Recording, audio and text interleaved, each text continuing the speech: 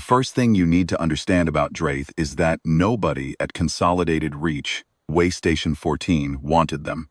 They came through in transit crates stamped Apex Class, restricted handling, and every loader on the floor would find something urgent to do in another bay the moment the manifest showed Draith on the docket. I didn't blame them. I'd seen what a full-grown Draith could do to a pressure door when it decided the pressure door had offended it. The ridge spines alone, stiff keratin plates running from the skull down to the base of the tail, could open a man's forearm to the bone if the animal simply turned too fast in a narrow corridor. I worked the overnight quarantine shift. That was mine by choice, not assignment. Fewer people, quieter. The animals coming off long-haul transits were scared and loud in the day shifts, and by the time I came on they'd mostly worn themselves down to a low, miserable hum.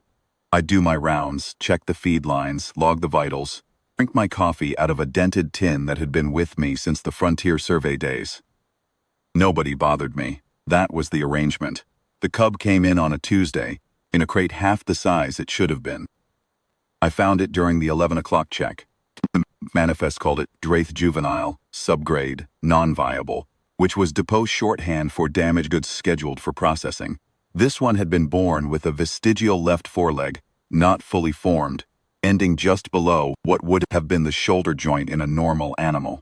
The ridge spines were there but thin, not yet calcified.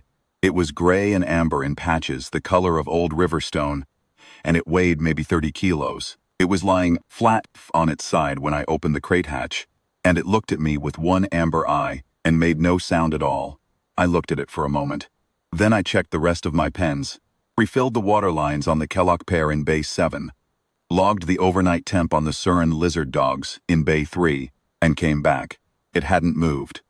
Still watching me with that one eye, I set my coffee tin down on the floor of the pen, about a meter from the crate, sat on an upturned equipment crate, and drank the rest of my coffee and did my paperwork. The cub watched me. I didn't talk to it, or reach for it, or make any sudden moves. I just worked near it the way I would have worked near anything, quietly, without making it into a thing. By 2 in the morning, it had dragged itself out of the transit crate and was lying against my boot. Finished my paperwork, clocked out at 6, told the day shift the subgrade Draith in quarantine Pen 4 was stable. They didn't ask questions. Nobody wanted to go near Pen 4 anyway.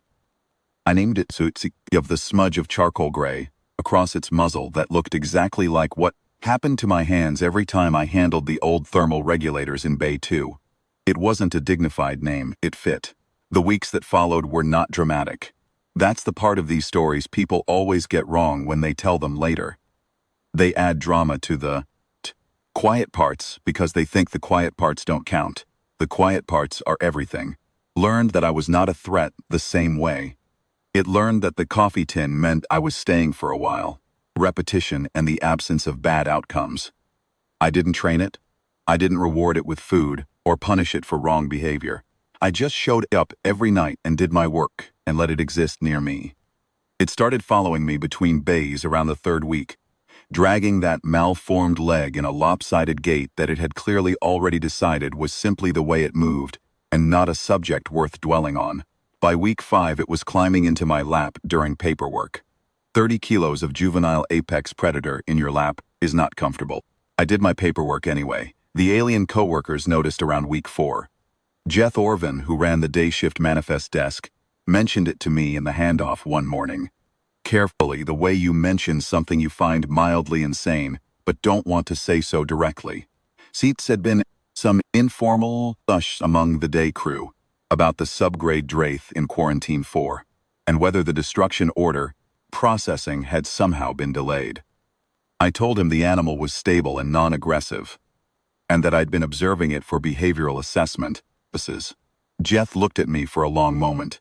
Then he said he'd note that in the log, 3 formal safety complaints were filed over the next 2 weeks. I was not disciplined because the complaints were about general enclosure protocols, not about me specifically, and because Overseer Bren Vale had not yet decided I was worth the administrative effort. He decided that on a Thursday. Vale ran the mid-rim way station depot the way certain men run things when they've been given authority slightly larger than their actual competence. loudly and with a great deal of attention paid to visible demonstrations of control. He was Dracian, which meant he stood about 2 meters tall, had a gray-blue skin tone that darkened when he was irritated, and had 4 fingers on each hand, the outer 2 of which were longer than a human's and ended in flat nail plates. He kept filed to points out of habit or vanity. I was never sure which. He was not cruel the way sadistic men are cruel. He was cruel the way bureaucratic men are cruel. He did it as enforcement of his own authority, as a way of making sure the hierarchy was visible to everyone watching. He came into quarantine 4 during my shift. 'Twas unusual. He brought 2 of his loading supervisors, which meant it was official. Soot was in my lap. Vale looked at the cub, then at me, then at the cub again.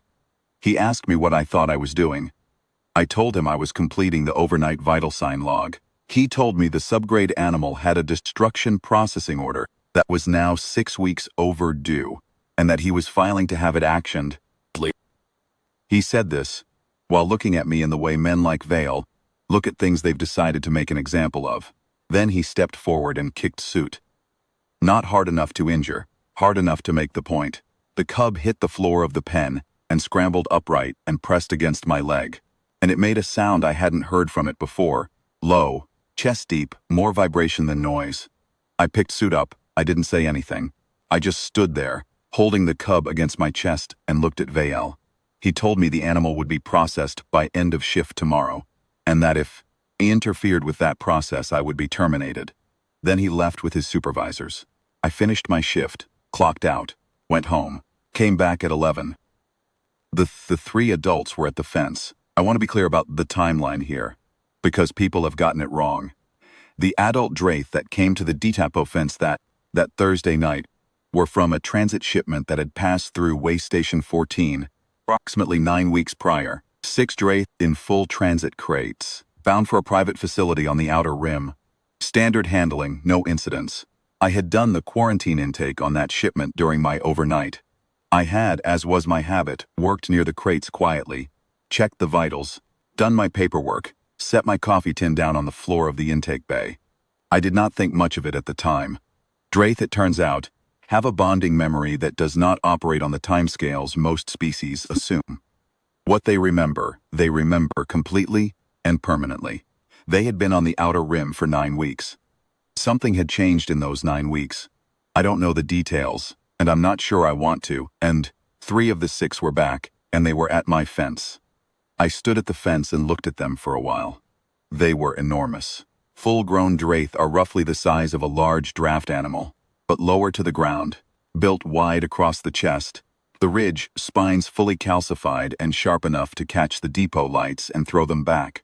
The nearest one, the largest, the one I would later understand was the Draith word for something that translates roughly as first among us, lowered its head until its muzzle was with mine through the chain mesh.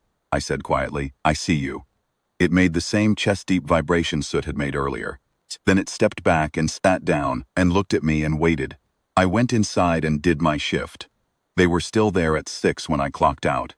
I called in the sighting to the day manifest desk, a procedural requirement for any unscheduled Apex class animal in proximity to the facility, and noted it in the log and went home. Jeth Orvan's response on the log when I checked it later was a single notation, confirmed, 3 Draith, fence perimeter, non-aggressive. He had apparently looked out there at some point, and then elected not to do anything further about it, which was the right call.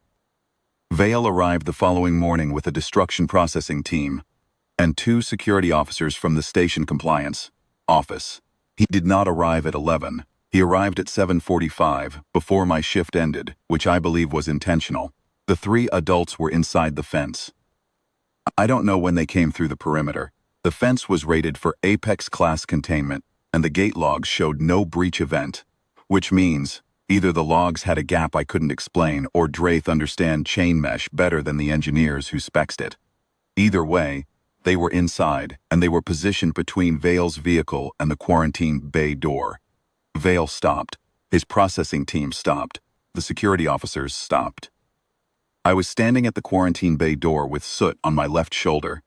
It had started riding there recently, the malformed leg hooked over my collarbone for balance. and I watched Vale look at the three adults and do the math. The math was not complicated.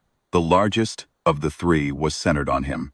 The other flanking in a spread that covered both security officers. Nobody had been given an instruction to do this. Nobody had spoken. It had simply happened. The way water finding a drain simply happens. Not because it was directed, but because it was the natural consequence of everything that had led to this moment. Vale's skin tone had gone very dark. He said something to the security officers. I couldn't hear it. The security officers looked at the adults, and then at each other, and then at Vale. And what they communicated in that exchange was absolutely clear to me, even at a distance. They were not going to do whatever he had just suggested. The lead adult, the first among us, walked toward Vale. Not fast, not in a rush. The ridge spines were up but not fanned, which I had come to understand was the Draith equivalent of a calm statement of position, rather than an imminent attack. It walked up to Vale and stopped with its muzzle approximately 30 centimeters from his chest and looked at him. Vale did not move. The animal stayed there for what I counted as 40 seconds. Then it turned and walked back and sat down beside me. Vale was shaking. I could see it from where I stood. His filing hand, the outer right, the one with the longer nail plate, was trembling against his thigh. He looked at me. I looked back. Soot made a small sound against my neck. Not aggressive, not alarmed. The sound it made when it was comfortable and still. The sound it made when everything was fine. Vale left. His processing team left. The security officers left. Nobody filed anything that I am aware of, which is a different outcome than I would have predicted before that morning. I clocked out at 8:022 minutes late because I'd stopped to refill the Kellogg water lines before I left. The three adults were still there when I walked out through the main gate. The largest one watched me go. I raised my hand in its direction, the way you do when you're leaving somewhere you'll be back. It lowered its head. I took the long way home. Soot rode on my shoulder the whole way, that malformed leg, hooked over my collarbone, amber eye half closed in the early morning light, unbothered by anything in the entire universe. Psst. I have worked overnight quarantine for 11 years on various depots across the mid-rim. I have handled animals that would make most species relocate to a different star system. I have set my coffee tin down on the floor of a great many dark pens and sat quietly and waited to see what happened. I can tell you with some confidence that what Draith recognize in a person is not strength, and it is not training, and it is not authority. I am not sure I have a clean word for what it is. The closest I can get is this. They recognize the kind of person who will sit quietly in the dark, with something broken, and not try to fix it. Just stay near it, let it be what it is, and show up again the next night. Vale never came back to my shift. The destruction order on Soot was quietly removed from the system. I checked several times. Soot eventually grew large enough that the shoulder riding became impractical, and it moved to walking beside me between the bays with that lopsided three-point gait, steady and unhurried, the ridge spines catching the depot lights. The three states come and go. I log them when they appear at the fence as required. Jeth Orvin notes them in the manifest as confirmed, non-aggressive, and we leave it at that. I still use the same dented coffee tin. I set it on the floor of whatever pen I'm in. And I do my work, and sooner or later whatever's in the pen comes and sits near it. That's the whole method. I don't know what else to tell you.